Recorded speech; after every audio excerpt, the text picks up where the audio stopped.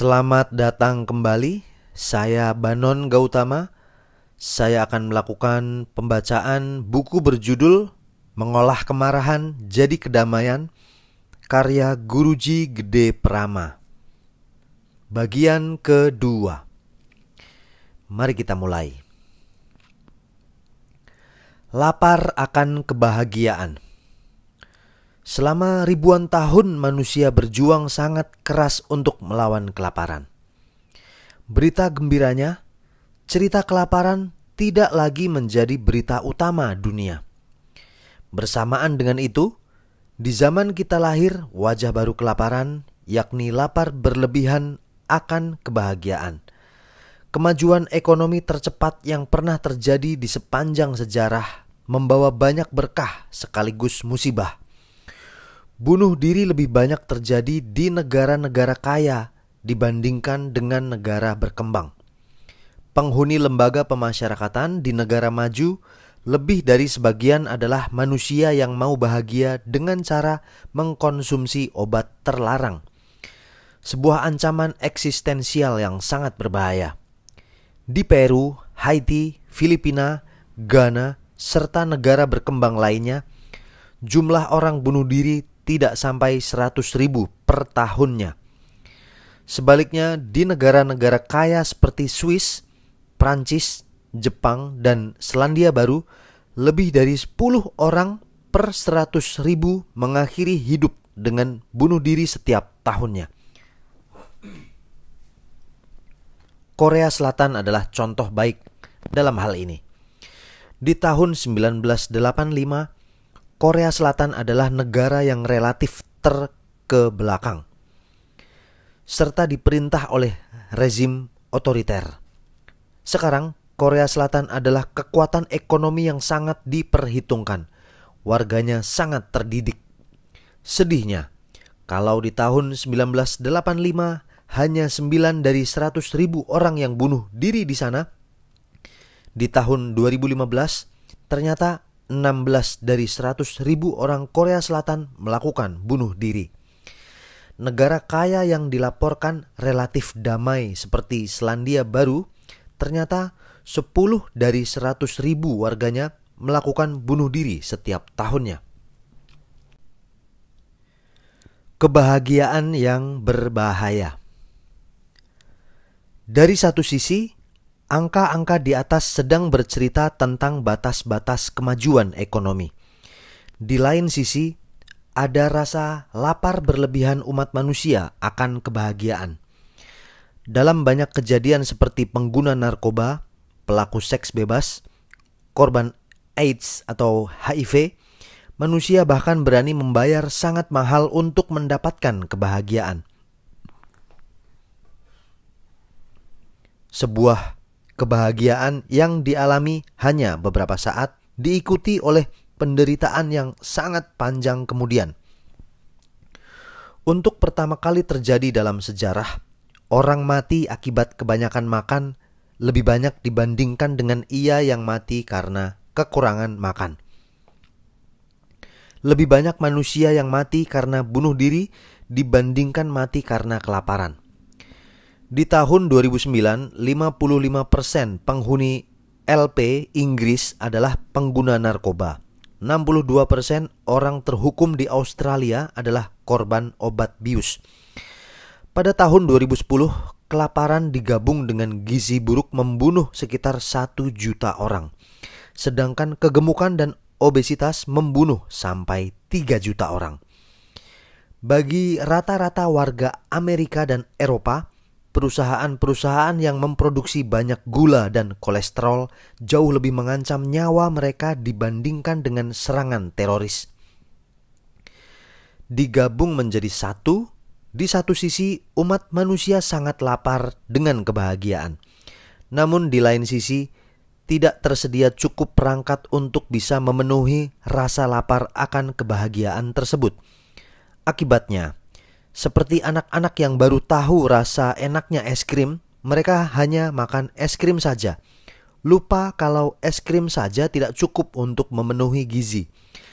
Lebih lupa lagi kalau es krim bersama gula berlebihan sudah menjadi kekuatan yang telah membunuh banyak sekali manusia. Jauh lebih banyak dibandingkan pembunuhan yang diakibatkan oleh perang dan bom teroris. Dari sudut pandang spiritualitas terlihat terang benderang kecanduan berlebihan manusia akan rasa manis dan rasa enak adalah pantulan dari jiwa-jiwa yang jauh dari seimbang. Hanya mau yang manis, tidak mau yang pahit. Hanya mau yang enak, tidak mau yang tidak enak. Sebagaimana terlihat jelas di sesi-sesi meditasi, ribuan sahabat yang sakit begini, sakit begitu, bermasalah begini, bermasalah begitu, semuanya dijangkiti penyakit hanya mau yang baik, tidak mau yang buruk. Padahal, dari awal yang tidak berawal sampai akhir yang tidak berakhir, alam akan terus-menerus ditandai oleh malam dan siang. Kehidupan akan terus-menerus ditandai oleh sedih senang, duka suka, gagal sukses, dicaci, dipuji. Suka tidak suka, demikianlah hukumnya. Melawan sang hukum, itulah benih penderitaan. Mengerti dalam-dalam sifat sang hukum, kemudian mengalir sempurna. Itulah benih-benih keseimbangan dan kedamaian. Di jalan meditasi khususnya, para sahabat diajak membadankan lewat praktik keseharian kalau kebahagiaan bukan buah dari kejadian, melainkan buah dari cara seseorang bereaksi pada kejadian. Seperti berjumpa sekantong plastik yang berisi kotoran sapi di depan pintu rumah yang dikirim oleh tetangga di depan rumah. Pikiran yang pemarah akan bereaksi penuh musibah. Namun pikiran yang indah akan merenung seperti ini. Ternyata tetangga melihat pohon bunga di taman kurang subur, sehingga pagi ini mereka mengirim pupuk yang mempersubur tanaman. Hal yang sama terjadi dengan suami yang pemarah serta istri yang cerewet. Andaikan banyak sahabat yang melihat istri cerewet dan suami pemarah sebagai guru kesabaran, ada banyak sekali keluarga yang bisa diselamatkan dari petaka perceraian. Inilah benih-benih kebahagiaan yang bercahaya. Kebahagiaan tidak muncul dari luar sana, melainkan buah dari ketekunan untuk melatih diri di sini, di dalam diri.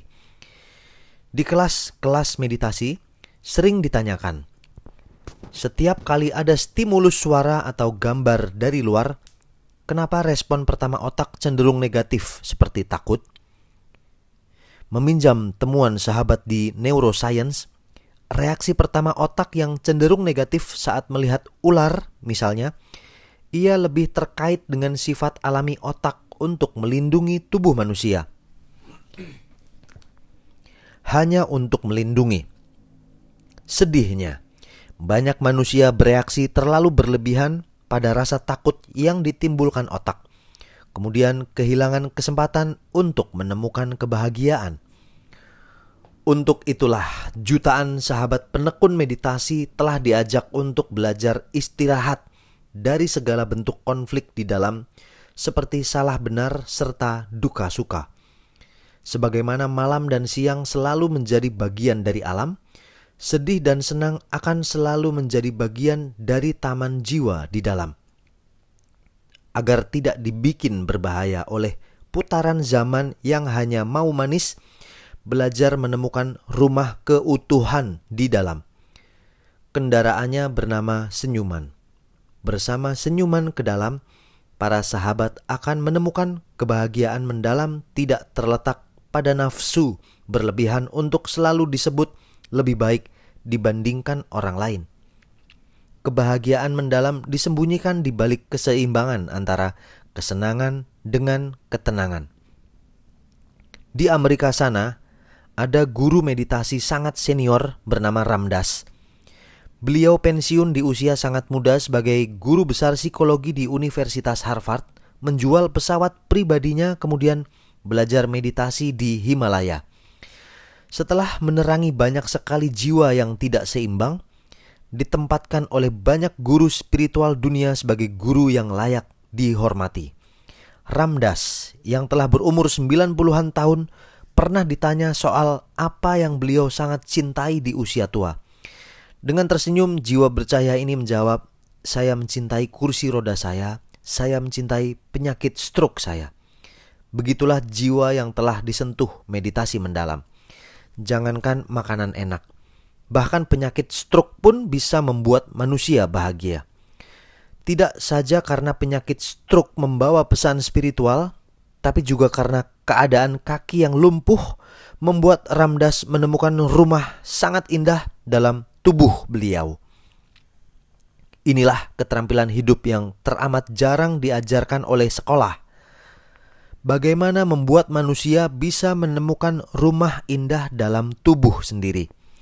Padahal, begitu seseorang menemukan rumah indah dalam tubuh sendiri, manusia tidak perlu mengejar kebahagiaan kemana-mana. Kebahagiaan adalah sifat alami kehidupan.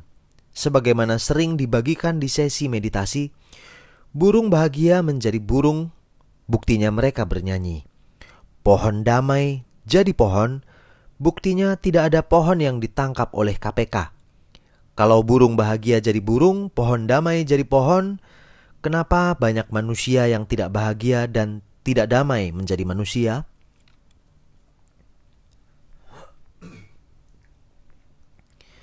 Ikan kehausan di dalam air. Harian terkemuka Inggris, The Telegraph, pernah menulis, di Bali bahkan macet pun rasanya damai. Di YouTube tidak sedikit sahabat-sahabat asli barat yang menyebarkan video tentang Bali yang indahnya sangat menawan. Oleh karena itu, mudah dimengerti kalau berkali-kali dunia menobatkan Bali sebagai pulau terindah di dunia. Bahkan ada yang menyebutnya sebagai surga terakhir. Kendati citra tentang Bali yang demikian indah di dunia sudah berlangsung sangat lama, namun di Bali ada sederetan cerita sedih yang menyentuh hati. Angka bunuh diri, penghuni rumah sakit jiwa, korban narkoba, perceraian, semuanya serba meningkat. Di sebuah desa di Bali ada kepala desa yang bercerita, kendati denda perceraian dinaikkan 3 kali lipat, angka perceraian tetap naik di desa itu. Cerita seperti ini bukan cerita baru tentu saja.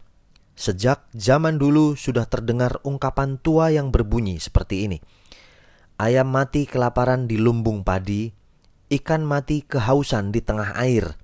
Dalam bahasa puitis Kabir, aku tertawa, ikan mati kehausan di dalam air. Pesannya, tubuh manusia adalah tubuh yang penuh dengan sukacita. Sayangnya, sangat sedikit yang menemukan sukacita di sana. Di zaman ini, alasan utama kenapa banyak kehidupan menyerupai kolam kesedihan tidak bertepi karena orang-orang bersaing terlalu berlebihan. Persaingan jenis ini tidak saja membuat manusia menjadi orang asing dalam tubuh sendiri, tapi juga membuat seseorang bernasib seperti kucing yang mengejar ekornya. Semakin dikejar, semakin jauh. Ini mirip dengan judul film zaman dulu yang berbunyi seperti ini. Kejar daku, engkau kutangkap. Siapa saja yang mengejar terlalu kencang, dialah yang jiwanya masuk jurang. Terutama karena yang dikejar, dalam kurung keinginan, selalu berlari lebih kencang dibandingkan yang mengejar. Ujungnya, tubuh lelah, pikiran marah, jiwa gelisah. Di tingkat seperti inilah peradaban memerlukan pahlawan jenis baru. Di zaman liar dan barbar dulu, seseorang disebut pahlawan karena berani melukai. Di zaman ini, seseorang disebut pahlawan karena berani menyayangi. Dan sebelum seseorang bisa menyayangi orang lain, sebaiknya belajar menyayangi kehidupannya sendiri terlebih dulu. Di Zen ada cerita tua seperti ini. Suatu hari ikan-ikan yang sudah lama tumbuh di air bertanya, "Apa itu air?" Dan semuanya tidak bisa menjawab.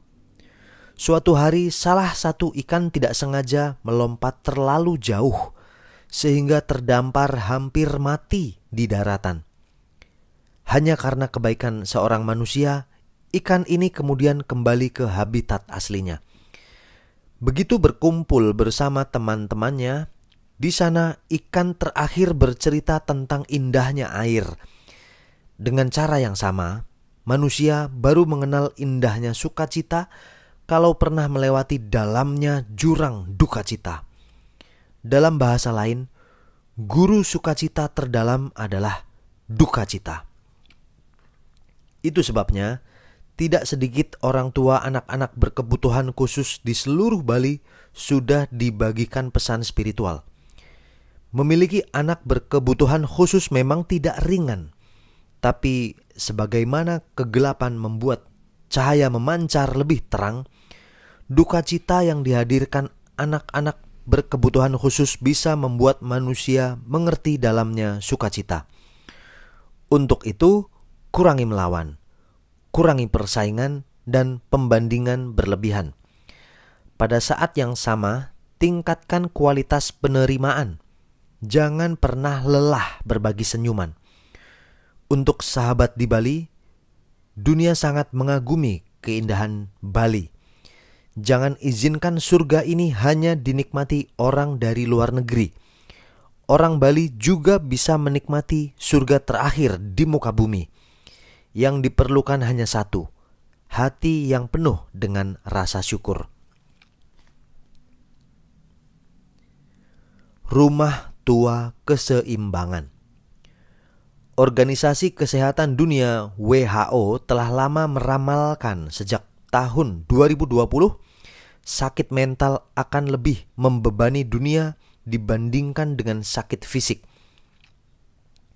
Tanda-tanda seperti itu terlihat sangat jelas. Di sesi meditasi sering terdengar cerita ada banyak anak muda yang keburu wafat sebelum sempat diterangi cahaya. Tidak sedikit orang tua yang mestinya dirawat oleh anak-anak malah masih merawat anak-anak mereka yang sakit mental. Nyaris di setiap sesi meditasi ada permintaan agar diizinkan bercerai serta pindah agama. Istri bentrok sama ibu mertua. Ada yang bahkan siap-siap bercerai dengan suami atau istri yang kesekian. Sedih tentu saja. Untuk membantu para sahabat agar sehat dan selamat, sejujurnya kehidupan yang sepenuhnya bebas dari masalah tidak ada.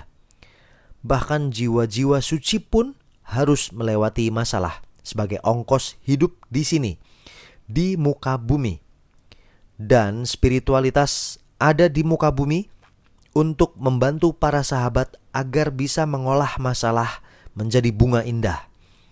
Persisnya bunga indah kedamaian. Saran yang sering dibagikan, jalani masalah keseharian seperti ombak yang berkejaran ke pinggir pantai. Sesuatu yang sangat alami. Kegagalan mirip ombak kecil, kesuksesan serupa ombak besar, dan keduanya datang silih berganti. Agar ombak-ombak itu tidak membuat seseorang roboh, sangat penting untuk mengingatkan diri lagi dan lagi. Rumah tuanya jiwa bernama keseimbangan. Seperti keseimbangan naik sepeda. Keseimbangan sebagai rumah tuanya jiwa juga dinamis. Dia bergerak dari waktu ke waktu. Setelah Perang Dunia Pertama di tahun 1940-an, susu adalah menu makan yang utama. Makanya di zaman Orde Baru ada istilah 4 sehat 5 sempurna. Susu menjadi nutrisi yang sempurna. Namun sekarang ada daftar panjang dokter yang sangat anti susu. Bahkan ada dokter yang menyebutkan susu bertanggung jawab pada banyaknya penyakit yang tidak bisa dijelaskan asal-usulnya. Ini baru menyangkut keseimbangan dinamis dalam tubuh fisik. Belum berbicara tubuh mental dan spiritual. Untuk kepentingan praktis, penting sekali membuka kembali catatan diri sejak kecil. Meminjam pesan sebuah buku suci, pengetahuan tentang diri adalah raja dari segala pengetahuan. Undangannya, coba buka lagi catatan hidup sejak kecil. Ada banyak informasi yang disimpan di sana. Di barat, di mana kebanyakan manusia tumbuh di ruang tertutup, lengkap dengan pemanas ruangnya, sudah lama ditemukan sejumlah penelitian yang kesimpulannya seperti ini. Menghabiskan waktu di alam terbuka mengurangi hormon-hormon stres di otak, serta meningkatkan kekebalan tubuh. Temuan ini sejujurnya adalah ajakan untuk kembali ke rumah tua bernama keseimbangan. Karena selama ribuan tahun orang barat ada di ruang tertutup, di dalam rumah, di dalam kantor, di dalam mobil, maka muncul ajakan agar tumbuh di ruang terbuka. Demikian juga dengan para sahabat yang latar belakangnya unik-unik. Teman-teman yang masa kecilnya sangat aktif, ada yang suka naik motor, sampai suka mendaki gunung. Sangat disarankan untuk mengkonsumsi makanan yang lebih pasif, seperti buah dan sayuran. Teman-teman jenis ini memerlukan pesan ini. Plant makes you well connected to the planet. Tetumbuhan sangat membantu seseorang terhubung dengan bumi. Perhatikan ejaan plant atau tetumbuhan yang dekat sekali dengan ejaan planet. Karena dunia bergerak demikian cepat dan dinamis, itulah yang mengundang munculnya ajakan untuk menjadi vegetarian di sana-sini. Intinya sederhana. Energi yang sangat dinamis di dalam memerlukan penyeimbang nutrisi yang sedikit lebih pasif. Terutama karena tetumbuhan mengolah energi di dalam dengan cara yang sangat pasif. Tatkala kombinasi aktif dan pasif bisa ditemukan di dalam secara seimbang, di sana ada kemungkinan terbukanya pintu kesembuhan, kebahagiaan, dan kedamaian. Namun sebagian sahabat yang lain masa kecilnya cenderung pasif, dari suka tinggal di rumah, menjadi ibu rumah tangga, jarang berpergian, sampai dibatasi oleh norma dan etika. Perjalanan menuju titik keseimbangan manusia jenis ini lain lagi. Mereka memerlukan lebih banyak energi yang aktif. Dengan tetap menghormati ajaran spiritual yang mengutamakan vegetarian atau ahimsa, dalam kurung tidak menyakiti, kelompok sahabat jenis ini lebih memerlukan nutrisi hewani. Terutama karena hewan menyerap energi di alam dengan cara yang jauh lebih aktif dibandingkan tetumbuhan. Lagi-lagi titik yang mau dituju bernama keseimbangan. Hal yang sama juga terjadi dengan manusia yang sangat ketagihan dengan gula. Yang sesungguhnya terjadi, masa lalu seseorang yang banyak pahitnya membuat tubuh memunculkan kerinduan akan rasa manis. Masa lalu yang serba kekurangan membuat tubuh memunculkan kerinduan akan makan berlebihan. Jika yang pertama dijemput penyakit gula, yang kedua dijemput oleh obesitas atau kegemukan. Keduanya sama-sama mematikan. Keduanya sedang berbagi rahasia. Boleh saja meninggalkan rasa pahit atau kekurangan. Namun selalu ingat, yang dituju adalah titik keseimbangan. Dan keseimbangan ada di wilayah tengah. Hal yang sama juga terjadi dengan manusia yang sangat lapar akan pengakuan, sangat haus akan pujian. Jika tidak membekali diri dengan kompas keseimbangan, maka manusia jenis ini pun akan dijemput penyakit berbahaya. Ajakannya pada para sahabat, sejak awal belajar peka dengan tanda-tanda di dalam tubuh. Sejalan dengan menurunnya vibrasi buku suci yang berumur sangat tua, sudah saatnya untuk belajar membaca buku suci di dalam diri sendiri. Maksudnya membaca pesan-pesan yang muncul dari dalam.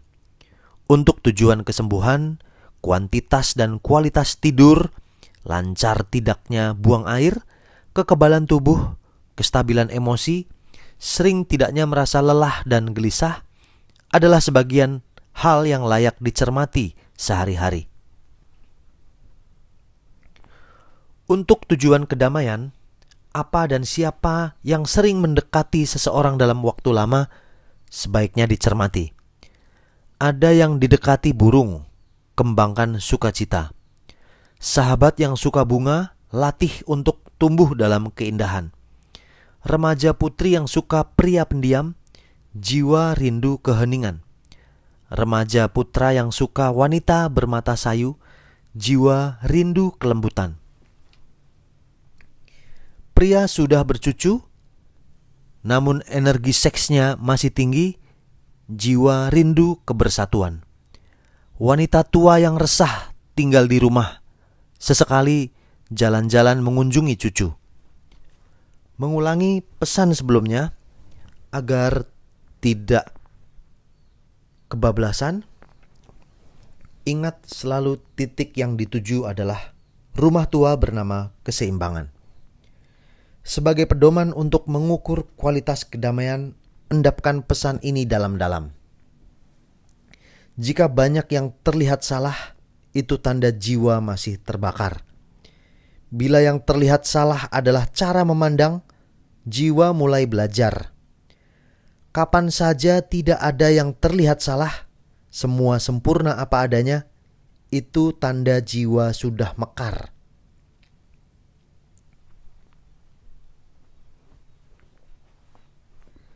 Menyelamatkan taman jiwa bernama keluarga. Sebuah pohon yang gagah dan besar, ia dimulai dari sebuah benih yang kecil. Demikian juga dengan ledakan bom yang besar. Ia juga dirakit dari bahan-bahan yang kecil. Hal yang sama juga terjadi dengan petaka keluarga yang bernama perceraian. Jauh sebelum petaka jenis ini terjadi, tanda-tanda awal yang disebut kecil sudah terjadi berkali-kali. Sejumlah peneliti di barat yang bidang kajiannya perceraian bercerita bagaimana hal-hal yang disebut kecil dalam keluarga bisa bertumbuh menjadi petaka besar yang menghanguskan keluarga. Berikut 7 hal kecil yang bisa bertumbuh menjadi petaka besar dalam keluarga. Pertama, kecanduan berlebihan pada media sosial, khususnya membuat banyak pasangan kehilangan kontak mata. Padahal kontak mata adalah langkah sederhana namun mendalam yang membuat dua jiwa semakin terhubung. Kedua, sejak awal pasangan pernikahan sering lari dari konflik dan ketidakcocokan kecil, cenderung menyimpannya dalam diam. Begitu ia menumpuk banyak di dalam, maka meledaklah ia menjadi bom yang menghancurkan. Ketiga, jauh sebelum perceraian terjadi, percakapan keseharian cenderung hanya berputar di sekitar rumah dan anak-anak saja. Sejenis percakapan yang tidak saja mudah membosankan, tapi juga membuat hubungan dangkal di permukaan. Keempat, ketergantungan berlebihan pada media sosial khususnya bisa bermuara kemana-mana. Untuk itu, saat berdua miliki keberanian untuk mematikan gadget. Kelima, tambah tua usia pernikahan, perbedaan tidak tambah sedikit, malah tambah banyak.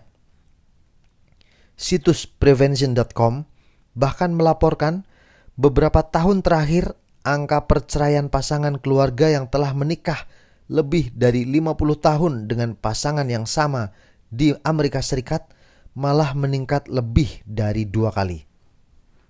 Pelajarannya, lupakan mimpi tua kalau pasangan hidup bisa dibuat sama. Belajar berbahagia dengan cara berbeda. Keenam, ciri unik pasangan yang mau bercerai, tambah hari mereka semakin kehilangan ciri unik masing-masing. Istri yang senang jadi ibu rumah tangga dipaksa untuk memiliki penampilan publik yang sopan. Suami yang lelah di usia tua diminta mengantar pergi ke mal setiap hari.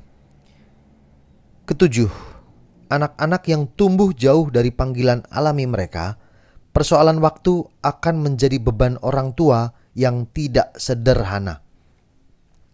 Idealnya, anak-anaklah yang merawat orang tua di usia tua. Namun di sana sini terlihat orang tua yang tubuhnya tua renta masih menggendong anak-anak karena sakit mental. Ini bisa terjadi karena sejak awal anak-anak dipaksa mengikuti kehendak orang tua. Orang tua yang gagal jadi dokter memaksa anaknya agar jadi dokter. Orang tua yang membaca bahwa bidang information technology atau IT sangat mengagumkan memaksa anak-anak agar belajar IT. Kesalahan kecil di awal ini bisa membawa dampak panjang sekali. Bahkan bisa membuat orang tua tidak saja cerai tapi juga wafat karena stroke. Seorang penulis di situs prevention.com mewawancarai ribuan orang yang pernikahannya terlanjur terbakar oleh perceraian.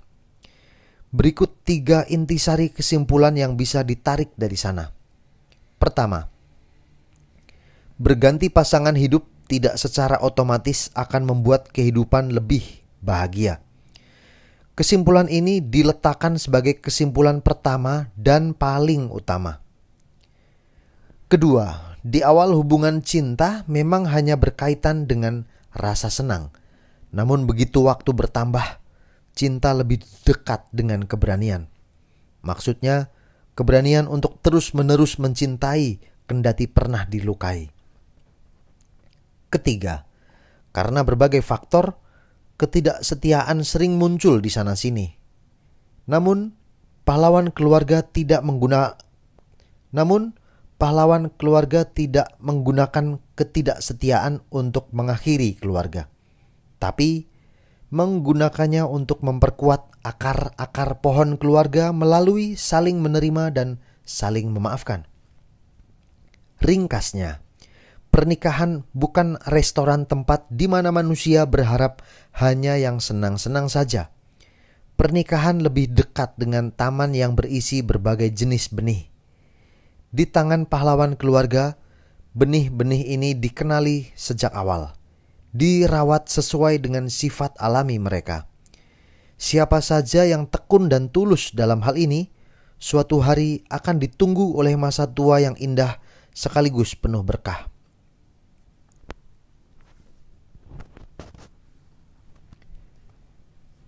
Kota indah yang bikin betah.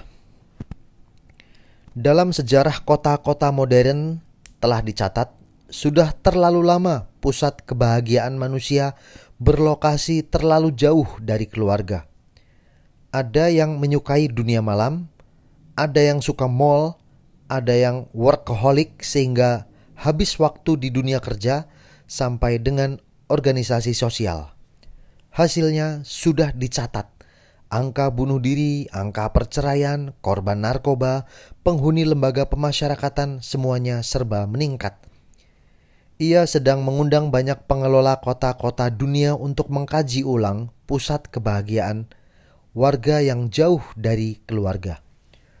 Oleh karena alasan itulah, bagian penelitian dan pengembangan pemerintah kota administratif Denpasar diundang untuk mengembangkan kota masa depan, di mana pusat kebahagiaan tidak lagi di keramaian, melainkan di tengah keluarga.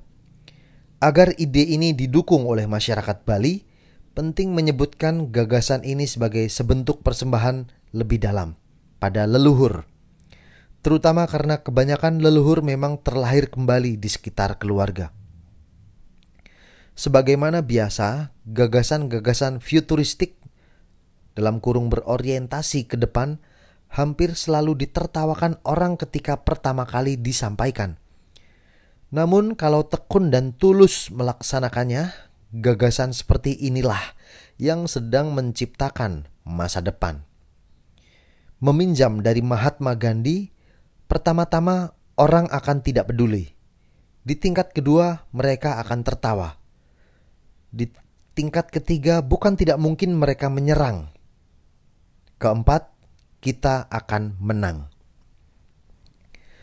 Berbekalkan spirit seperti ini layak direnungkan dalam-dalam kalau bioritme alam cepat sekali berubah. Akibatnya, ukuran-ukuran lama cepat sekali ketinggalan zaman. Hanya sebagai contoh, Bhutan sudah sejak tahun 1972 meninggalkan ukuran tua GNP, Gross National Product, yang mengukur kinerja negara berdasarkan barang yang dihasilkan, kemudian menggantinya dengan ukuran-ukuran kebahagiaan. 40 tahun kemudian, persisnya di tahun 2012, PBB, Perserikatan Bangsa-Bangsa, mulai membuat World Happiness Index, indeks kebahagiaan dunia. Pesannya sederhana, manusia tidak saja hidup dengan nasi. Peran pemerintah tidak saja mendorong masyarakat agar produktif, tapi juga mendorong masyarakat agar bahagia. Dengan demikian, bukanlah sebuah lompatan terlalu berani, bukan juga lompatan yang terlalu ke depan, kalau ada yang berani memulai family-based city, kota yang pusat kebahagiaannya ada di tengah keluarga. Sebagai langkah permulaan, bagus kalau membangun School of Happy Family, sekolah yang mendukung keluarga agar bahagia. Mendirikan interdisciplinary studies on happy family, studi-studi lintas disiplin tentang keluarga bahagia, serta mempersyaratkan agar pasangan-pasangan muda yang mau punya akta pernikahan untuk mengikuti kursus keluarga bahagia. Bersamaan dengan itu, bekali aparat pemerintah di tingkat desa agar merawat keluarga di wilayahnya masing-masing.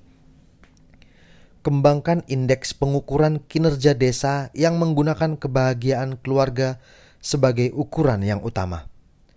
Hanya sebagai contoh, ada indeks negatif, ada indeks positif. Keduanya dijumlahkan, kemudian menjadi ukuran kinerja desa masing-masing. Indeks negatif mencakup seperti angka perceraian per kapita, angka kematian anak balita per kapita.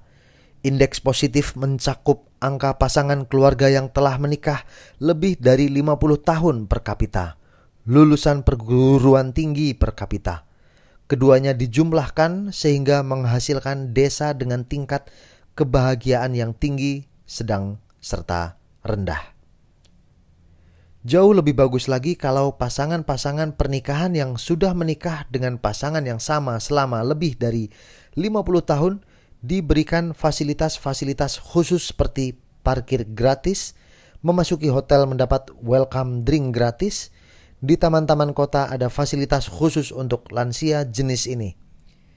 Di ruang-ruang publik sediakan tempat-tempat yang family friendly, bersahabat dengan keluarga. Dari tempat duduk ayah, ibu, anak, sampai dengan lomba bernyanyi dan bermain untuk anak-anak. Ajak masyarakat untuk menggunakan hari Sabtu sebagai hari keluarga. Ringkasnya, undang masyarakat untuk merawat keluarga agar menjadi tempat berteduh yang sejuk bagi jiwa manusia. Di tingkat desa dan kecamatan, layak dikembangkan pusat pelayanan keluarga bahagia yang tidak saja bisa membantu menyelesaikan krisis-krisis keluarga, tapi juga membimbing keluarga agar menjadi taman sejuk bagi banyak jiwa. Mirip dengan puskesmas yang merawat kesehatan tubuh fisik warga, layak direnungkan untuk mengembangkan puskesmas keluarga bahagia yang merawat agar jiwa warga juga bahagia. Di atas semuanya, selalu ingat pesan di awal. Kebanyakan manusia terlahir kembali di lingkungan keluarga. Sehingga siapa saja yang merawat keluarga secara indah, tidak saja sedang memberikan persembahan indah untuk para leluhur, tapi juga sedang mempersiapkan kehidupan berikutnya yang jauh lebih indah. Sebagai bahan ringkasan, kekuatan penghambat pertumbuhan keluarga bernama ego. Begitu ego dikecilkan sedikit saja, maka banyak penderitaan yang bisa dikurangi. Keluarga akan bertumbuh indah kalau orang menerapkan mother instinct, insting keibuan, dan heroic instinct, insting kepahlawanan. Konkretnya, berikan kesempatan seluas-luasnya agar istri dekat dan disayangi anak-anak. Dorong anak-anak agar menghormati papa mereka seperti manusia zaman dulu menghormati pahlawan. Kedua naluri ini sudah berumur sangat tua, tertanam demikian dalam pada jiwa manusia. Wajah di permukaan saja yang berubah dari waktu ke waktu.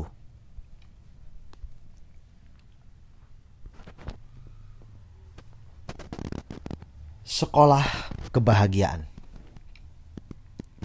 Sekolah-sekolah formal ternyata mengajarkan terlalu banyak ketidakbahagiaan. Begitu banyak sahabat mengeluh di barat khususnya. Setelah ditelusuri dan dipelajari, kesimpulan ini tidak terlalu salah. Terutama karena terlalu banyak logika sekolahan yang berisi kumpulan logika jika maka. Anak-anak SD mengira dirinya baru bahagia jika telah lulus SD. Begitu lulus SD, mereka mengira baru bahagia kalau lulus SMP. Setelah lulus SMP, lagi-lagi menyebut diri baru bahagia kalau lulus SMA. Penyakit ketidakbahagiaan ini dibawa ke usia dewasa dan tua. Itu sebabnya banyak orang dewasa mengira kebahagiaan baru datang kalau anak-anak dewasa. Setelah tua, tidak sedikit orang tua mengira kalau kebahagiaan berkunjung kalau anak-anak sudah mandiri. Ringkasnya, banyak sekali manusia yang terus-menerus menunda kebahagiaan. Sebagai akibatnya, kehidupan berputar dalam lingkaran ketidakbahagiaan yang tidak berujung. Hasilnya mudah ditebak. Badan lelah, pikiran marah-marah, jiwa gelisah. Tidak sedikit sahabat yang berpendidikan tinggi mengeluh tidak bisa tidur. Amerika Serikat yang jumlah dokter lulusan S3 per kapitanya paling tinggi di dunia, konsumsi pil tidur per kapitanya juga paling tinggi di dunia. Di titik inilah kita mesti memikirkan ulang cara kita hidup. Kebiasaan tua yang terus-menerus menunda kebahagiaan tidak saja tidak sehat, tapi juga membuat banyak jiwa tidak selamat. Mengajak sekolah untuk segera berubah itu jauh dari mudah. Apalagi di negara berkembang yang lembaga pendidikannya dibelit rumit oleh banyak sekali kepentingan. Untuk itu, kita bisa memulai perubahan di keluarga, khususnya di keluarga kecil yang berisi bapak, ibu, dan anak-anak. Sudah saatnya belajar membuat keluarga sebagai sekolah kebahagiaan. Mengerjakan tugas-tugas sekolah dan tugas kantor di rumah tentu saja boleh. Tapi perlu mengimbangi zaman yang telah memanas oleh berbagai kekerasan dengan keluarga yang berisi banyak pohon kebahagiaan. Dalam kaitan ini, penting sekali menanamkan ke anak-anak khususnya kalau kebahagiaan bukanlah sesuatu yang mesti dikejar. Kebahagiaan adalah sesuatu yang telah ada di dalam diri. Persisnya, kebahagiaan bukan buah dari kejadian. Kebahagiaan adalah hasil ikutan dari cara menyimpulkan. Begitu seseorang melihat dari sisi-sisi yang indah, maka setiap keseharian berisi senyuman indah. Agar keluarga betul-betul menjadi sekolah kebahagiaan, ajak anak-anak untuk memakan es krim kesukaan mereka secara pelan-pelan, sambil diingatkan seperti ini. Nak, rasa es krim paling enak adalah es krim di saat ini. Persoalan yang mengganggu manusia yang badannya lelah, pikirannya penuh amarah, jiwanya gelisah. Mereka selalu mengira kalau es krim terenak adalah es krim di masa depan. Studi mendalam tentang ketergantungan, dari ketergantungan akan obat, alkohol, narkoba, sampai seks. Semuanya memiliki pola yang sama. Selalu mengira bir yang paling enak adalah bir di gelas berikutnya. Lebih awal anak-anak mengerti tentang es krim saat ini lebih baik, terutama agar mereka tidak masuk ke dalam lingkaran ketidakbahagiaan yang tidak berujung. Lebih dalam dari itu, ajak anak-anak untuk melihat selalu ada sisi-sisi indah di balik masalah. Indahnya rapot merah, anak-anak jadi tahu kekurangan yang mesti diperbaiki. Indahnya papa marah, anak-anak jadi tahu kalau wajah manusia yang marah berubah jadi tidak menarik. Indahnya mama galak, anak-anak jadi tahu kalau manusia galak mukanya jadi cepat tua. Di atas semuanya, latih anak-anak untuk rajin berbagi senyuman. Kehidupan mirip menyapu lantai. Besok pagi lantai memang kotor kembali.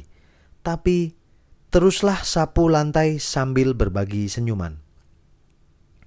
Guru besar mikrobiologi dari Jepang bernama Kazuo Murakami menemukan senyuman adalah saklar paling penting di dalam yang bisa mengubah genetika manusia. Sekali-sekali ajak anak-anak mendongeng. Andaikan papa, mama, anak-anak tersesat di luar angkasa sana. Kesepian di tengah kegelapan. Di sana baru manusia mengerti ternyata bisa berjalan-jalan di muka bumi, menghirup udara segar, menikmati sejuknya udara pegunungan, berdekapan dengan hangatnya hawa pantai, sungguh serangkaian pengalaman surgawi yang sangat membahagiakan. Menyanyikan keindahan. Di zamannya Donald Trump menjadi presiden Amerika Serikat, tidak sedikit sahabat di sana yang sangat prihatin dengan wacana publik yang setiap hari diisi oleh kegiatan menyerang yang buruk-buruk. Salah satu sesepuh dunia spiritual di sana, Ramdas, bahkan meletakkan foto Donald Trump berjejer bersama foto Yesus dan Buddha di altar tempat beliau berdoa. Mark Matousek juga berkali-kali bercerita sangat prihatin di mailing list. Hal yang sama juga terjadi di negeri lain. Lebih-lebih di putaran waktu ketika terjadi pergantian kekuasaan. Wacana tentang menyerang yang buruk-buruk bahkan lebih kencang lagi. Sedikit yang menyadari wacana menyerang yang buruk-buruk secara meyakinkan sedang membuat manusia menyirami benih-benih berbahaya di dalam diri. Dalam bahasa psikologi klasik ala Sigmund Freud, apa saja yang dipercakapkan lama di alam sadar akan mempengaruhi alam bawah sadar kemudian. Meminjam sahabat di psikologi kognitif, percakapan di alam sadar bisa menjadi pembunuh atau bisa juga menjadi penyembuh. Kalau percakapannya hanya menyerang yang buruk-buruk, tentu saja ia sangat membunuh kemudian. Kawan-kawan yang menekuni psikologi energi dengan spesialisasi konflik mengerti. Kekurangan energi dalam diri manusia mau dipenuhi dengan cara merebutnya dari orang lain. Dan percakapan menyerang yang buruk-buruk itu salah satu bentuk kekurangan energi yang mau dipenuhi dengan cara merebutnya dari orang lain. Sedihnya, pendekatan seperti itu tidak memenuhi kekurangan energi dalam jangka panjang. Sebaliknya, malah memperpanjang daftar panjang kekerasan yang telah panjang. Perhatikan angka-angka statistik yang muncul ke permukaan. Kalau di zaman dulu kebanyakan manusia wafat karena serba kekurangan, di zaman ini kebanyakan manusia wafat karena serba kelebihan. Ada yang kelebihan makanan kemudian terkena obesitas, ada yang kelebihan gula kemudian terkena penyakit diabetes. Intinya satu, terlalu banyak jiwa yang tidak seimbang. Hanya mau manis, tidak mau pahit. Hanya mau makan enak, tidak mau kegemukan. Kalau dicari akarnya, kekurangan energi di dalam yang ditutupi dengan merebutnya dari orang lain malah memperpanjang daftar jiwa yang tidak seimbang. Menyanyikan kebaikan. Sahabat-sahabat yang bersih jernih mengerti. Kekurangan energi di dalam lebih mungkin untuk diisi ulang tidak dengan cara mengambilnya dari orang lain, melalui percakapan yang meletakkan diri dalam posisi benar, serta meletakkan orang lain dalam posisi salah, melainkan dengan belajar terhubung dengan pusat energi. Tradisi berbeda menggunakan pendekatan berbeda dalam hal ini. Dan di jalan meditasi, pusat energi didekati dengan cara sedikit keluhan, banyak senyuman, sedikit perlawanan, banyak penerimaan. Langkah praktis kesehariannya latih diri untuk selalu melihat sisi-sisi indah dari setiap kekinian. Indahnya belum punya anak, seseorang terus-menerus berbulan madu bersama pasangan. Kalaupun benar-benar tidak punya anak, ia undangan untuk merawat sebanyak mungkin makhluk, sebaik merawat anak sendiri. Indahnya cicilan rumah belum lunas, seseorang dilatih agar hemat dan selamat. Indahnya belum punya kendaraan, setiap hari olahraga. Indahnya anak nakal, orang tua punya kesempatan untuk membayar hutang karma. Indahnya pasangan hidup cerewet, setiap hari kursus kesabaran. Indahnya belum lulus sekolah, seseorang punya kesempatan luas untuk menikmati masa remaja. Indahnya berkarir dari bawah, ada banyak tangga rasa syukur yang akan dilewati. Indahnya anak-anak telah tumbuh dewasa, ada berlimpah waktu untuk menyembuhkan diri serta menikmati usia tua. Dalam bahasa yang singkat padat, selalu ada hal indah bahkan di balik masalah dan musibah. Jepang bangkit menjadi kekuatan ekonomi dunia setelah 2 kotanya hancur dijatuhi bom atom. Amerika Serikat tumbuh menjadi negara adikuasa karena awalnya dibangun oleh manusia-manusia yang terbuang dari negeri asalnya. Lee Iacocca pernah menjadi pahlawan dunia usaha di Amerika Serikat sana karena pernah dibuang dari posisi eksekutif puncak di sebuah perusahaan otomotif. Kemudian dipaksa turun serta berkantor di sebuah gudang. Dalam bahasa penekun kebahagiaan, yang penting bukan apa yang terjadi, namun mengolah apa yang terjadi menjadi bahan-bahan pertumbuhan kemudian. Sebagaimana kolam tenang secara alami membantu bunga lotus mekar indah, orang-orang yang percakapan di dalam dirinya selalu indah secara alami juga bisa melihat kebaikan di luar sana.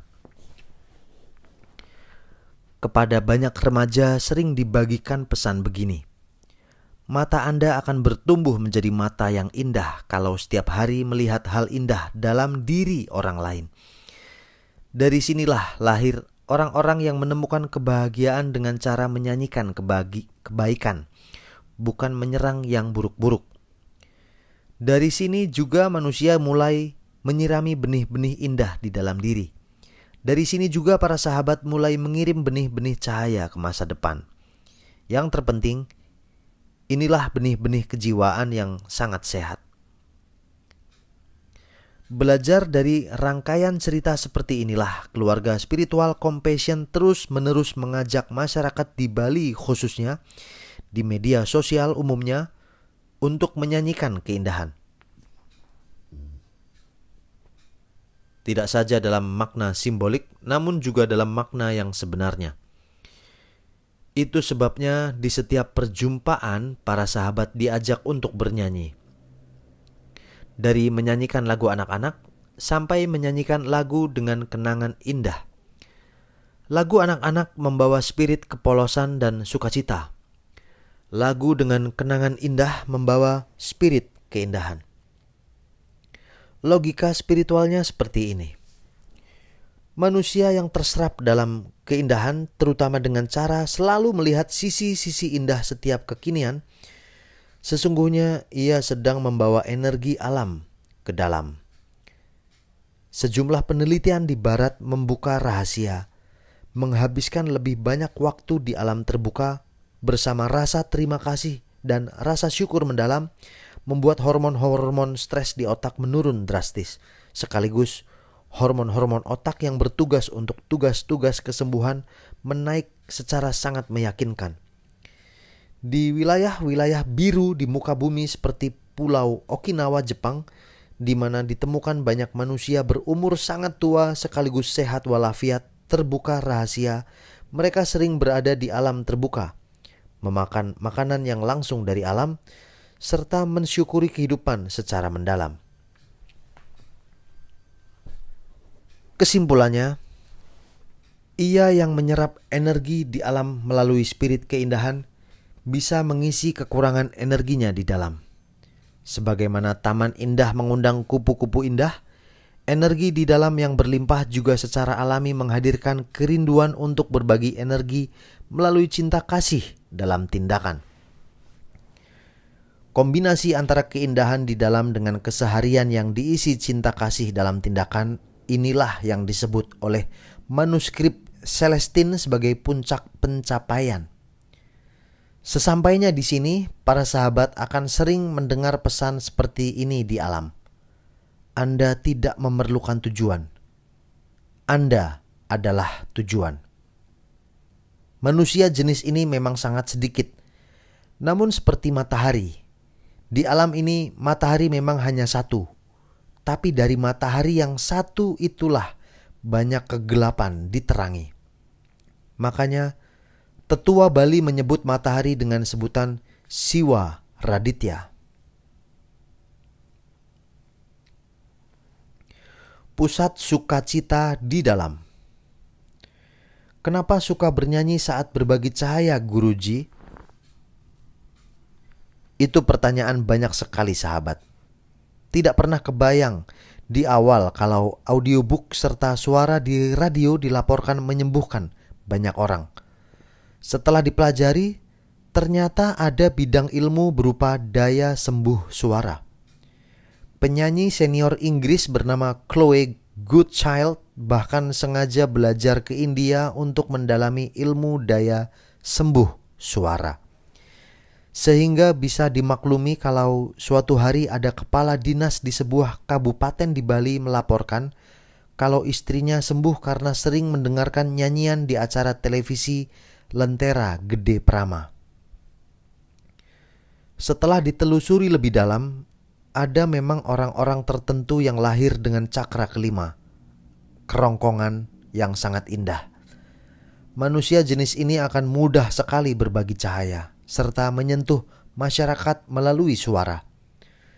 Tentu saja kalau kemurnian dan kesucian suaranya dijaga sebaik-baiknya, terutama dengan cara menghabiskan banyak waktu dalam keheningan.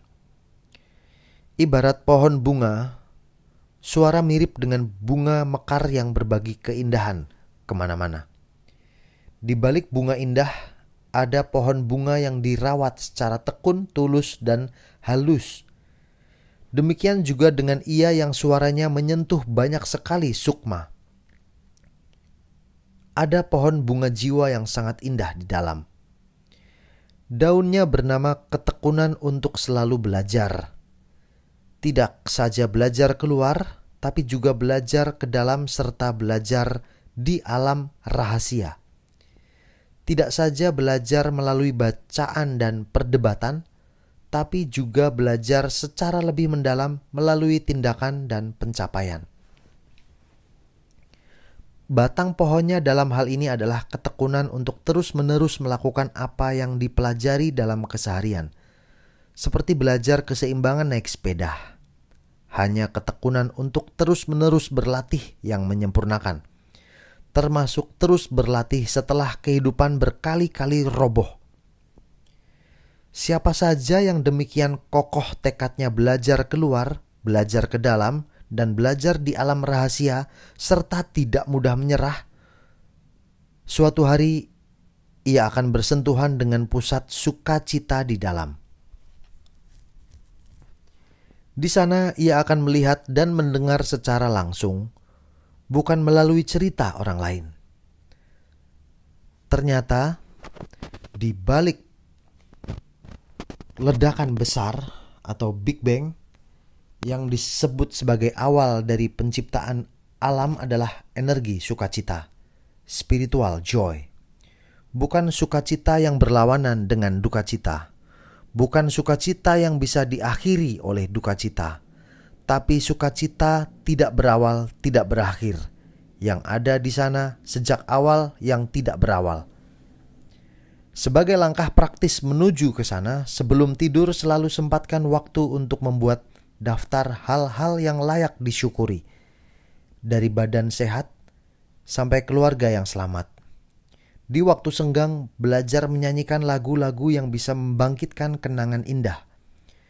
Kapan saja melihat keindahan di alam, dari pantai yang hangat sampai bukit yang sejuk, Gunakan keindahan di luar sebagai jembatan untuk terhubung dengan keindahan di dalam. Rasa syukur dan rasa terima kasih mendalam adalah kawan dekat dalam hal ini. Sebagaimana kegelapan yang secara alami lenyap dengan hadirnya cahaya, keluhan, kesedihan, kesulitan secara alami akan menjauh begitu seseorang terhubung secara rapi dengan pusat sukacita di dalam. Lebih dari itu, ia yang terhubung dengan pusat sukacita di dalam, jangankan kata-katanya, bahkan tatapan matanya pun berbagi cahaya. Pemimpin dalam diri. Menyusul selesainya pemilihan kepala daerah, alam memberi tanda-tanda kepada manusia. Di Bali khususnya, puncak Gunung Agung terbakar oleh erupsi. Pantai benua terbakar oleh api. Sejujurnya, alam itu netral. Di pikiran manusialah tanda-tanda alam itu menjadi negatif atau positif. Dan ia akan menjadi destruktif atau konstruktif, sangat tergantung pada bagaimana manusia bereaksi kemudian. Dewan Pangan Dunia pernah bertemu di Jenewa tahun 1974. Ketika itu satu-satunya negara yang penduduknya telah 1 miliar hanya China. Saat itu Dewan Pangan Sedunia meramalkan China akan sangat kesulitan menghidupi penduduknya yang demikian banyak. Namun yang terjadi di tahun 2018, China adalah sebuah kekuatan ekonomi global yang sangat diperhitungkan. Singkatnya, ramalan dan tanda-tanda alam tidak membawa energi negatif atau positif di dalamnya. Langkah-langkah manusialah yang membuatnya menjadi negatif atau positif. Meminjam temuan sejarawan cerdas Profesor Yuval Noah Harari dalam buku indahnya Homo Deus, A Brief History of Tomorrow, pertumbuhan ekonomi di mana-mana cepat sekali, bahkan yang tercepat dalam catatan sejarah. Demikian cepatnya sampai tidak ada yang bisa melambatkan, apalagi menghentikannya. Dalam salah satu bab buku di atas, Profesor Harari bahkan memberi judul, "Adakah yang bisa menginjak rem?" Jawabannya sangat menyentuh. Pertama, tidak akan ada yang bisa menginjak rem. Kedua, tidak ada yang tahu di mana remnya berada. Ibarat kereta api cepat yang sedang melaju kencang, jika direm mendadak semuanya akan berantakan. Konsekuensinya, dampak ekologis pertumbuhan ekonomi yang demikian sangat cepat akan dahsyat sekali. Dampak spiritualnya apalagi. Tanda-tandanya di sana-sini sudah terlihat terang. Namun salah satu faktor yang seringkali diabaikan oleh peramal masa depan, termasuk Profesor Harari, adalah kreativitas manusia. Kreativitas manusialah yang membuat ramalan menakutkan ahli statistik Robert Malthus tidak menjadi kenyataan. Kreativitas manusialah yang membuat ramalan Dewan Pangan Dunia di tahun 1974 tidak menjadi kenyataan. Pekerjaan rumah yang sedang menunggu di depan mata adalah bagaimana mengajak generasi baru untuk bertumbuh secara lebih kreatif. Sedikit tergantung pada rumus-rumus tua yang berasal dari masa lalu yang sangat jauh. Di dunia spiritual khususnya, ada banyak sahabat yang kaku sekali dengan buku suci. Positifnya tentu saja ada, namun ia membuat generasi baru jadi jauh dari kreatif. Segelintir pecinta buku suci bahkan menggunakan buku suci untuk menghabiskan nyawa orang lain. Lagi-lagi akar persoalannya adalah pikiran picik sempit yang jauh dari kreatif. Di titik inilah diperlukan tokoh-tokoh yang berani memasuki wilayah kreativitas spiritual. Buku suci tentu saja tetap menjadi acuan penting. Namun kepekaan untuk membaca tanda-tanda perubahan alam juga sama pentingnya. Bioritme alam di mana-mana berubah. Setelah Perang Dunia Pertama, susu adalah menu makan manusia yang sangat direkomendasikan. Sekarang banyak sekali dokter medis dan pengamat kesehatan yang sangat anti dengan susu. Pertanyaan spiritualnya kemudian, dari mana kita sebaiknya melangkah? Sulit mengingkari kekuatan yang paling ditakuti dunia di tahun 2018 adalah teroris. Lagi-lagi meminjam pendapat Profesor Harari, teroris itu mirip dengan lalat yang mau menghancurkan sebuah toko. Karena lalatnya tidak bisa mengangkat bahan cangkir kecil sekalipun, maka ia masuki telinga banteng besar agar bantengnya mengamuk menghancurkan toko. Itu juga yang terjadi di dunia pada awal tahun 2000-an. Tidak ada kekuatan di Timur Tengah yang bisa menjatuhkan Presiden Irak, Saddam Hussein. Untuk itu, para teroris memasuki telinga banteng besar bernama Amerika Serikat. Apa yang terjadi kemudian? Tidak saja Saddam Hussein jatuh, tapi bantengnya menimbulkan kerusakan jauh lebih besar. Dengan demikian, yang membuat para teroris menempati berita-berita utama dunia bukan serangan mereka, tapi reaksi segelintir pemimpin yang terlalu berlebihan. Ia serupa mau membunuh seekor nyamuk dengan menggunakan sebuah bom. Nyamuknya memang mati, tapi lingkungan sekitarnya hancur lebur. Penemu bom dulunya hanya membuat bahan peledak untuk membantu pemerintah menghancurkan bukit penuh batu agar bisa membangun jalan dan infrastruktur lainnya. Tidak kebayang bagi mereka, bom ciptaan mereka akan digunakan menghancurkan banyak sekali nyawa manusia. Hal yang sama terjadi sekarang. Peneliti yang menekuni kecerdasan buatan, artificial intelligence, serta rekayasa genetika pasti belum membayangkan kalau temuan mereka bisa digunakan para teroris untuk membuat pasukan penghancur dengan daya hancur yang jauh lebih hebat. Belajar dari sini sangat penting untuk mengajak para sahabat pemimpin khususnya agar belajar tenang di tengah guncangan krisis. Dari sinilah titik start kreativitas spiritual sebaiknya dimulai. Di dunia kepemimpinan sering diungkapkan, begitu seorang pemimpin bisa tenang seimbang, ada banyak sekali kekacauan yang bisa dihindarkan.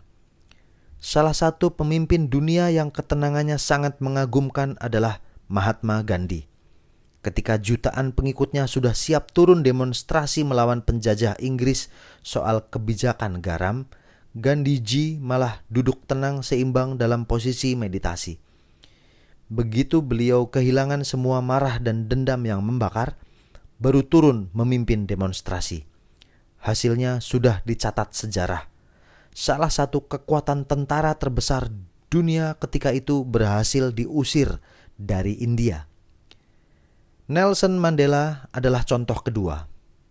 Kendati dipenjara selama 27 tahun oleh lawan politiknya, ketika memerintah dengan entengnya beliau mengajak rakyat Afrika Selatan untuk memaafkan.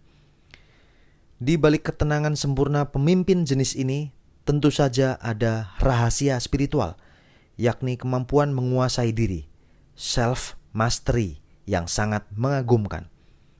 Dalam kisah Mahatma Gandhi, meditasi, pranayama sahabat dekatnya. Di balik ketenangan Nelson Mandela, tersembunyi pengabdian yang tulus dan halus. Tentu saja sangat sulit mencari pemimpin di zaman ini yang sekaliber Mahatma Gandhi dan Nelson Mandela.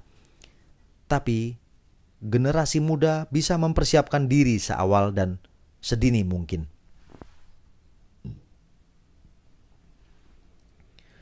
Sekolah yang tinggi tentu saja penting. Memiliki jaringan yang luas juga penting.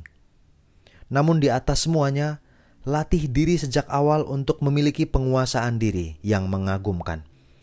Di jalan meditasi, ada yang menyarankan untuk selalu menyaksikan di tengah. Kapan saja duka, suka, salah benar, buruk baik berkunjung, ingatkan diri untuk tersenyum menyaksikan di tengah. Ada juga jalan yang lebih tinggi yang disebut samadhi. Tidak duduk di posisi ketiga yakni di tengah, namun duduk di posisi keempat. Bahkan jalan tengah pun sebaiknya disaksikan. Berbicaranya mudah, namun membadankannya tidak mudah. Dibutuhkan waktu puluhan tahun serta ketekunan untuk terus berlatih, kendati dibikin jatuh bangun oleh cobaan dan guncangan. Itu sebabnya keluarga spiritual Compassion sudah melatih meditasi ribuan remaja dan anak-anak taman kanak-kanak di Bali khususnya, untuk membukakan pintu pada lahirnya pemimpin yang penuh harmoni di dalam diri suatu hari kelak. Memberi nutrisi pada bumi. Putaran sejarah di sekitar tahun 2018 ini unik. Inilah zamannya di mana manusia yang wafat karena kebanyakan makan lebih banyak dibandingkan orang yang wafat karena kekurangan makan. Manusia yang mati karena kebanyakan gula lebih banyak dibandingkan dengan ia yang mati karena perang dan korban teroris. Dari kacamata spiritual ini, tanda lahirnya terlalu banyak jiwa-jiwa yang tidak seimbang. Hanya mau yang manis, tidak mau yang pahit. Hanya mau yang enak, tidak mau yang tidak enak. Karena manusia dan alam saling terkait, maka terjadilah banyak bencana alam yang menakutkan. Di bulan-bulan terakhir, alam malah hadir dengan gempa menakutkan, kebakaran menakutkan, dan gunung meletus. Di putaran waktu seperti ini sangat penting untuk mengingatkan umat manusia kembali akan sebuah pesan tua dari buku suci yang juga tua. Manusia adalah satu-satunya ciptaan di alam ini yang bisa mengubah alam dan kehidupan melalui apa-apa yang ia pikirkan, ucapkan, dan lakukan. Di dunia keilmuan, pernyataan ini mendapat pembenaran dari banyak pihak. Salah satunya yang paling sering dikutip adalah temuan dari Dr. Masaru Emoto soal bentuk-bentuk partikel air. Ketika di depan partikel air ditunjukkan kata tolol, wajah partikel air menakutkan mirip setan. Tatkala di depan partikel air ditunjukkan kata damai, wajah partikel air sangat indah menyerupai berlian. Untuk direnungkan bersama, lebih dari sebagian permukaan bumi adalah air. Lebih dari sebagian isi tubuh manusia juga air. Sehingga bisa dimaklumi, di tempat di mana terjadi banyak konflik dan kekerasan, di sana alam sering memberi tanda-tanda yang menakutkan. Tsunami besar yang pernah menghancurkan Aceh adalah sebuah contoh. Di sana selama puluhan tahun, elit politik berebut keras dan panas soal kekayaan alam. Konflik berumur sangat panjang antara Israel dan Palestina adalah contoh lain. Amerika Serikat dengan segala kedikdayaannya memproduksi banyak sekali senjata. Hasilnya sudah dicatat sejarah, serangan teroris paling menakutkan terjadi di sana di tahun 2001. Dari angka 2 ke angka 3. Dari kacamata yang bersih dan jernih, manusia yang cinta damai sesungguhnya jauh lebih banyak. Sedihnya, manusia yang memegang uang, kekuasaan serta senjata yang jumlahnya jauh lebih sedikit bertumbuh di angka 2, sekaligus dikacaukan oleh angka 2. Maksudnya angka 2 sederhana. Benar melawan salah, baik melawan buruk, suci melawan kotor. Dan nyaris semua manusia yang memegang uang dan kekuasaan berlebihan menganggap dirinya benar, baik, dan suci. Pada saat yang sama menempatkan orang berbeda dengan sebutan salah, buruk, dan kotor. Ujungnya manusia tumbuh dalam kekerasan, alam berguncang, menakutkan. Dalam putaran waktu seperti inilah diperlukan jiwa-jiwa indah yang bertumbuh di angka 3. Tidak diguncang oleh salah benar ala angka 2, melainkan tersenyum indah di tengah bersama angka 3. Di dunia sekolah umumnya, anak-anak diajarkan analisis yang kental dengan angka 2. Sedikit yang belajar sintesis yang identik dengan angka 3. Pengandaiannya sederhana. Ketika manusia berdialog, ia mirip 3 orang buta yang berjumpa gajah. Yang memegang belalai mengira makhluk ini ular, yang memegang kaki gajah menduga ini batang pohon. Yang menyentuh badan gajah ngotot kalau ini tembok.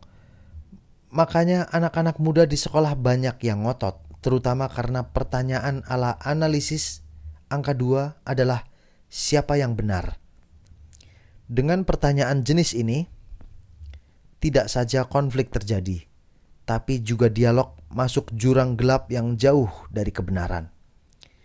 Di dunia angka 3 atau sintesis, pertanyaannya bukan siapa yang benar, melainkan makhluk apa yang di satu bagian mirip ular, di bagian lain menyerupai batang pohon, di pojokan lain mirip tembok. Dengan pikiran yang jauh dari penghakiman, jauh dari permusuhan, kemudian ketiga jawaban ini disintesakan, dirangkum ke dalam sebuah gambar yang utuh dan holistik. Di sana ada kemungkinan manusia mendekati kebenaran berubah gajah. Tidak banyak manusia yang bisa diajak jernih bersih mendekati angka 3 di zaman ini. Dan yang paling bertanggung jawab di balik ini adalah pengkondisian yang sudah berumur sangat tua, di mana manusia bukannya bersahabat dengan alam, melainkan secara congkak dan sombong mau menundukkan alam. Sebagaimana ditemukan para arkeolog di Prancis Selatan dan Spanyol Utara, di sana ada gua panjang yang berumur puluhan ribu tahun yang berisi gambar manusia menundukkan binatang, khususnya manusia duduk secara congkak dan gagah di atas tubuh binatang yang tidak berdaya. Dan di balik cerita ini tentu saja angka 2. Manusia benar, binatang dan alam salah serta kalah. Begitu ada manusia yang kalah, mereka ditempatkan di tempat yang jauh dari terhormat, bahkan dihina dan dicerca. Pengkondisian sangat tua jenis inilah yang membuat angka bunuh diri semakin tinggi di mana-mana. Dalam bahasa psikologi Carl Jung, manusia dikejar oleh bayangan kalah dan salah yang ia buat sendiri. Di sesi-sesi meditasi sering terlihat ribuan sahabat yang sakit begini, sakit begitu, bermasalah begini, bermasalah begitu, nyaris semuanya membuat bayangan di dalam. Kemudian takut dengan bayangan buatannya sendiri. Ada bayangan rasa bersalah, rasa berdosa, tidak dihormati orang, tidak berguna, tidak bermakna. Ujungnya di dalam terjadi pertempuran keras antara bayangan dan cahaya yang menjadi ciri khas angka 2. Yang dilakukan jiwa-jiwa indah yang tumbuh di angka 3 lain lagi. Mereka tidak tertarik dengan pertempuran antara bayangan dengan cahaya, namun melatih diri untuk berdansa bersama bayangan. Dancing with the shadow. Maksudnya, bayangan salah dan kalah tidak ditendang, melainkan diolah menjadi bahan pelajaran agar jiwa bisa terbang. Sahabat dekat di dalam yang bisa membantu seseorang bisa berdansa dengan bayangan adalah ketekunan untuk menyaksikan, ketulusan untuk penuh penerimaan, serta tidak pernah lelah untuk berbagi senyuman. Manusia jenis inilah yang sedang memberi nutrisi pada bumi, sekaligus menjaga agar bumi tidak murka bersama gempanya, tidak berbahaya bersama tsunami-nya, tidak gelisah bersama cuaca yang tidak pasti. Kendati tidak membawa pengeras suara yang membuat kelompok angka 3 ini diberitakan di media-media dunia, kelompok ini secara sangat meyakinkan sedang membuat bumi jadi sejuk. Simbolnya adalah pepohonan yang dalam diamnya mengolah racun karbon menjadi oksigen yang sangat dibutuhkan. Tuhan sebagai keindahan. Menyusul datangnya gempa dan bencana alam berturut-turut lengkap dengan korban nyawa dan ketakutan manusia, di sana-sini muncul pertanyaan anak muda khususnya. Apakah benar Tuhan itu ada? Maklum, namanya juga anak muda. Di tengah alam yang menantang layak direnungkan kisah berikut ini. Setelah ayah, ibu, dan kakaknya wafat dalam waktu yang relatif dekat, seorang anak muda di Bali bertanya penuh ketakutan. Apakah benar Tuhan itu ada? Menyusul ketakutan jenis ini, ia pun berjarak dengan tempat suci dan buku suci. Ujung ceritanya sangat menyentuh. Tidak berapa lama kemudian anak muda ini wafat mendadak karena serangan jantung. Bahan inspirasinya, ketakutan tidak saja membuat jiwa ditarik turun keras sekali, tapi juga melahirkan ketakutan baru yang lebih besar. Begitu tumpukan ketakutan di dalam sudah demikian menggunung, di sana seseorang mengalami petaka yang sangat berbahaya. Hal yang sama sedang terjadi pada banyak manusia. Gempa dan bencana alam yang memakan korban nyawa manusia membuat banyak manusia menumpuk ketakutan dari hari ke hari. Dan sebelum semuanya menjadi berbahaya, mari dengan jernih dan bersih menemukan kembali wajah Tuhan yang indah sekaligus penuh berkah. Di zaman dulu, saat alam bervibrasi di tingkat tertentu, ada buku suci yang menggambarkan wajah Tuhan yang pemarah. Wajah Tuhan yang dengan gagah berani menunjukkan kehebatan. Wajah Tuhan yang nyata-nyata menyelamatkan. Namun begitu alam bervibrasi di tingkatan yang lain, mulai muncul kisah seperti dihabisinya nyawa banyak orang Yahudi oleh rezim Hitler.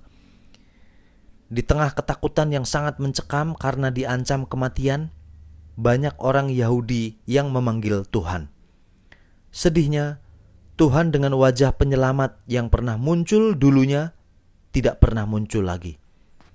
Dari sinilah lahir pemikir seperti Nietzsche yang mengumumkan Tuhan telah wafat. Didukung oleh teori evolusinya Darwin, dari sini juga lahir orang-orang ateis yang kurang bersahabat dengan konsep Tuhan. Setiap sahabat yang mata spiritualnya terbuka lebih-lebih bisa memasuki alam rahasia mengerti. Sesungguhnya yang terjadi sederhana. Alam sedang bervibrasi ke tingkat yang lebih tinggi. Bukti nyatanya, dulunya keberadaan manusia terancam karena serba kekurangan. Makanya pembunuh paling berbahaya zaman dulu adalah kelaparan, perang, dan wabah penyakit. Di zaman ini terbalik. Manusia paling banyak wafat karena kelebihan. Manusia yang wafat karena kebanyakan makan, kebanyakan gula, kebanyakan alkohol, kebanyakan narkoba jauh lebih banyak dibandingkan ia yang wafat karena kekurangan makan dan kekurangan obat.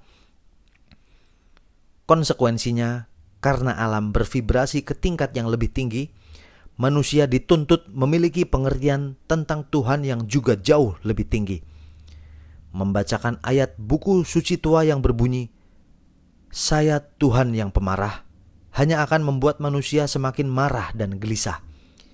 Ini mirip dengan mengajarkan pelajaran anak taman kanak-kanak pada mahasiswa strata 2. Di tingkat inilah, alam memerlukan pahlawan spiritual yang bisa membaca tingkat vibrasi alam di masa kini. Kemudian mengajak umat manusia untuk menemukan wajah Tuhan yang sesuai dengan tantangan kekinian. Dan salah satu pilihan yang tersedia adalah melukis wajah Tuhan yang penuh keindahan. Dari sini pasti ada yang bertanya, kenapa mesti keindahan? Perhatikan jenis-jenis penyakit yang paling banyak mengakhiri nyawa manusia di zaman ini.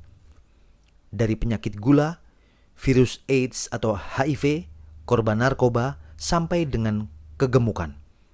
Atau penyakit sosial paling berbahaya seperti bunuh diri, sakit mental, perselingkuhan, perebutan kekuasaan, persaingan hebat soal uang, sampai perceraian. Semuanya bercerita tentang kerinduan mendalam jiwa-jiwa zaman ini akan keindahan. Bungkus luarnya memang berbeda-beda. Dari gula yang manis, seks yang memukau, sampai narkoba yang membawa rasa nyaman sesaat namun membahayakan. Namun isi di dalamnya sama, yakni kerinduan mendalam akan keindahan. Bukti lain, salah satu industri yang sangat kebal dengan pengaruh krisis adalah pariwisata. Industri lain yang tumbuh sangat cepat adalah industri kosmetika. Belakangan hadir industri media sosial. Semuanya bercerita soal yang sama, kerinduan jiwa-jiwa akan keindahan. Digabung menjadi satu, alam sedang memunculkan ke permukaan wajah Tuhan yang sangat dirindukan, yakni Tuhan sebagai keindahan. Tantangannya ke depan, bagaimana mengajak organisasi keagamaan serta tokoh-tokoh agama untuk bergandengan tangan bersama-sama menghadirkan wajah Tuhan sebagai keindahan. Tidak mudah tentu saja. Bagi sebagian sahabat yang tahu rumitnya organisasi keagamaan, tugas ini bahkan nyaris tidak mungkin. Mulai dari diri sendiri. Namun, kita bisa memulai dari diri kita sendiri. Apapun panggilan hidup Anda, belajar untuk selalu terhubung rapi dengan keindahan. Tatkala duduk di pantai, perhatikan keindahan gelombang. Saat rekreasi di pegunungan, menyatulah dengan kesejukan hawa pegunungan. Ketika tenggelam di dunia kerja, lihatlah kerja sebagai tangan alam untuk menghasilkan banyak keindahan. Di waktu berdoa, selalu ingat mengucapkan doa terindah terima kasih. Tugas ini bisa susah, bisa juga mudah. Tergantung pada seberapa bersih jiwa seseorang di dalam. Bagi sahabat yang melawan, disarankan untuk melakukan tugas pembersihan spiritual seperti pelayanan. Pelayanan membuat diri yang kerdil mengecil sekaligus mendekatkan seseorang dengan diri yang agung. Bagi kawan-kawan yang di dalamnya bersih dan jernih, lakukan meditasi keindahan 24 jam sehari. Apapun gerak kehidupan, dari kerja hingga berdoa, dari berkeluarga sampai berbagi cahaya, teruslah berteduh di bawah pohon keindahan. Persisnya, selalu lihat semuanya dari sisi-sisi yang indah. Indahnya masa lalu kelabu, seseorang jadi penuh pemakluman ke orang lain. Indahnya banyak uang, Anda bisa banyak berbagi. Indahnya banyak hutang, seseorang sedang dilatih untuk selalu rendah hati. Indahnya tidak punya anak, seumur hidup berbulan madu. Indahnya anak nakal, setiap hari kursus kesabaran. Indahnya kehidupan bertumbuh dari bawah, di sepanjang perjalanan, ada saja hal yang layak disyukuri. Meminjam sebuah puisi tua, hidup mirip dengan tinggal di hotel. Setiap hari tamunya berganti. Kadang dikunjungi kesedihan, kadang dikunjungi kesenangan. Dari siapapun tamu yang datang, jangan pernah lelah untuk berbagi senyuman. Terutama karena senyuman sedang bercerita kalau manusia tidak lagi menjadi korban, melainkan sudah tumbuh menjadi tuan dalam kehidupan. Inilah bentuk konkret perjumpaan dengan Tuhan sebagai keindahan. Dengan perjumpaan jenis ini, manusia tidak saja mungkin sehat dan selamat, tapi juga sedang membuat alam untuk jauh lebih bersahabat. Yang paling ditakuti manusia di depan bencana alam adalah kematian. Seorang pecinta keindahan pernah berpesan seperti ini: jangan pernah menangis di depan kematian. Kematian adalah pesta terindah di taman Tuhan. Ya, demikianlah pembacaan buku karya Guruji Gede Prama berjudul Mengolah Kemarahan Menjadi Kedamaian. Bagian kedua, mohon maaf atas kekurangan dan lain sebagainya dari pembacaan audiobook ini. Terima kasih banyak telah menyempatkan waktu untuk ikut menyimak dan memperluas wawasan berteduh dalam kesejukan dan kedamaian. Sampai jumpa kembali.